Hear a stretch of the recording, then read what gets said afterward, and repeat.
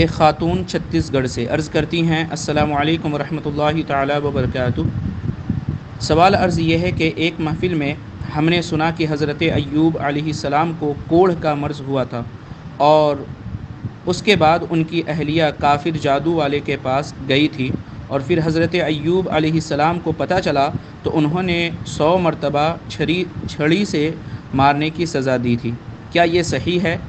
کیونکہ انبیاء علیہ السلام ہر عیب سے پاک و صاف ہوتے ہیں، نہ انہیں ایسا مرض ہوتا کہ لوگ ان سے نفرت کرتے ہیں، تو پھر یہ واقعہ سن کر حضرت ایوب علیہ السلام کے تعلق سے ایسا عقیدہ رکھنا کیسا ہے؟ رہنمائی فرما دیں۔ وعلیکم السلام ورحمۃ اللہ وبرکاتہ۔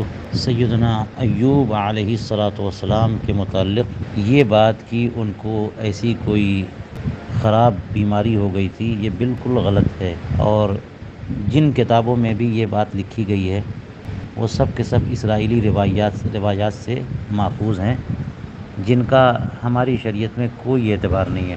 اور ہمارے یہاں عقیدہ یہی ہے کہ اللہ تبارک و تعالیٰ نے اپنے انبیاء کرام علیہم السلام کو کفر سے، معصیت سے، اور اسی طرح سے جسمانی یا روحانی ایسی بیماریوں سے محفوظ رکھا ہے کہ جس سے لوگ نفرت کریں۔ سیدنا ایوب علیہ السلام کو بخار ہو گیا تھا، جس کا ذکر قرآن پاک میں ہے، وہ مفسرین نے بھی بیان کیا ہے، لیکن اسی کی تفصیل میں کچھ اور بھی لوگ بیان کر دیتے ہیں، وہ سب غلط ہے۔ واللہ تعالی عالم بالصواب۔